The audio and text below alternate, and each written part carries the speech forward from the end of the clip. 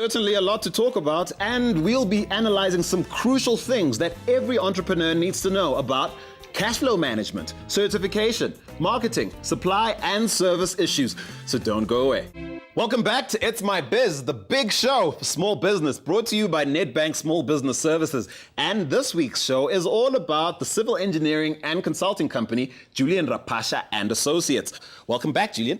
Thanks, Andile. Our panel of bizwizzers still in the house. All right, everybody, let's get straight into the issues. Starting with you first, Mike. What do you think this business needs to address in terms of focusing its marketing efforts? The first challenge is to identify the target market. It's something that all small businesses are very reluctant to do. He certainly needs to broaden his base.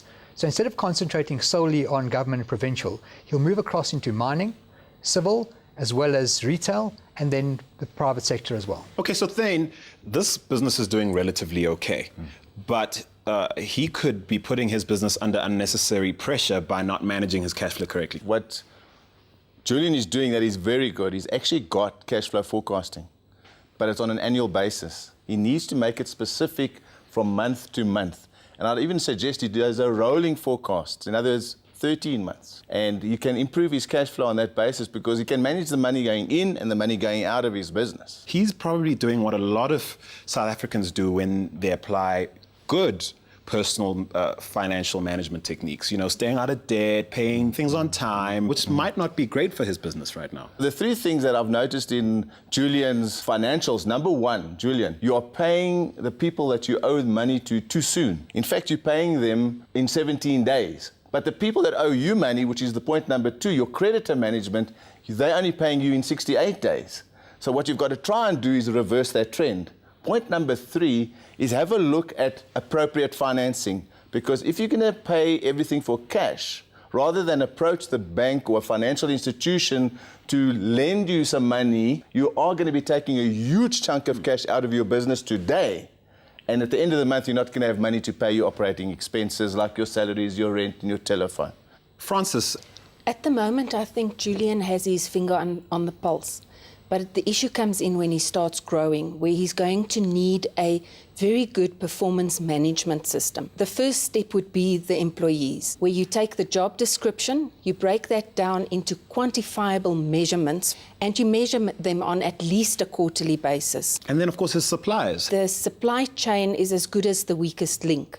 So every supplier has to have a service level agreement, and you've got to know that they are going to deliver to you at the standards that you're accustomed to. Mike, if he's going to be trying to get into private sector work and certain projects of a certain size, his profile has to be bigger. First of all, we could have you write some articles for industry-specific publications. On subjects, for example, bridge building, you could then also speak at conferences. That's another great way to get exposed. Finally, we could do some marketing and some advertising. But it needs to be very industry specific. So, for example, inside the shopping centre journal. Julian, you can tell us about what you're currently doing in terms of marketing. For the residential development market, we go on intersections and give pamphlet. My big concern is that one of the mine managers will be driving along, having just had a great interview with Julian, and receive a pamphlet in his window and might say to himself, this doesn't tie up for me. It's about integrating his strategy and integrating his approach, and I think that's what's missing more than anything else. When I visited your office, I walked straight into what I thought was the reception, and it was in fact your office. That's probably not the best place to spend an engineer's time. I had the same impression when I walked into Julian's office. Julian, you're the first point of contact. So if someone wants to come and deliver something to you, they're going to talk to you, they're going to use up your time. You need to correct the time management principles you've got in place. I would suggest, Julian, that you move your office to the office around the corner. The other thing that you need to manage very specifically is your diary. And what I'd like you to do is give yourself every day some me time. Book out an hour and a half in your diary, and if that hour isn't used, you can utilize that by doing some administration.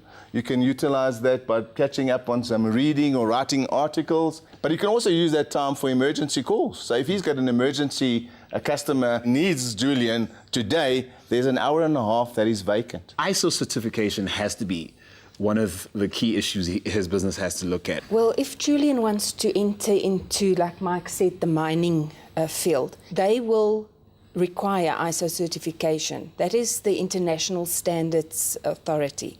What's holding you back? We have an ISO system but yet not certified, mainly because of the huge capital that is required to get it audited and certified. What he needs to do is get a cheaper pre-audit. There are consultants out there who will do a pre-audit and get you ready. And once you're ready to then get the actual ISO auditors in, will be much cheaper. Well, Mike, you've got a six-step plan with regards to how he can start improving how he approaches new clients and how he can land the business. Julian, from what you told me, you're seeing about 20 people for each appointment that's bearing some business. So what you really want to do is increase your hit rate. Step number one is to do some more research before you see them. Once you've done the research, you can then prepare an individual presentation for that particular meeting. Then comes to the presentation. In presenting it, how you do it, the template that you use, everything should be done.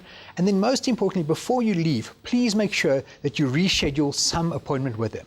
And once you've done all that, when you get back to your office, go and evaluate what you've done. Look at your own questions, see how you yourself can improve, and then when you get that chance, go back there and represent. Okay, so let's talk about strategy in the broad sense, because we're talking about focus strategy with what Mike's just said. Yeah, and really, the business plan should be written and not in your head.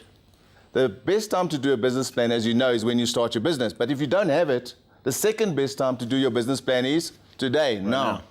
So you need to write down a business plan that focuses on the strategies that Mike's talking about, that Francis is talking about, and in the short term, the medium term, and the long term. Must be specific, but must be measurable. And to help you implement that, I like the idea, Andile, of a board of management. An effective board of management for Julian would be an accountant, a tax advisor, an attorney, and a retired engineer. Can glean a huge amount of wisdom from those people. Let's talk about what this company needs to do to sort of clean up its corporate identity. It's not just a corporate identity, it's a consistent corporate identity that's needed. In other words, the business cards have to flow from the website to the letterhead, to the presentation that you do, to the leave behind material. Everything has to form part of the same identity. Lots to think about, but you probably look forward to some of these benefits of implementing some of these things. But you have to get up out of your chair and do it yourself, though. Are you ready for it? Yeah. Well, we all know that behind everything we do here on It's My Biz stand the amazing people who make things happen. I'm talking about Nedbank. And now that we've heard from our biz whizzes, it's time to hear some truly fantastic entrepreneurial advice in our Nedbank Biz Tips, the weekly slot where Spongisini Ngunzi of Nedbank passes on some real biz wisdom. But there's another reason that you really need to take a listen to this if you're an entrepreneur. That's right, it's because it's time for our competition.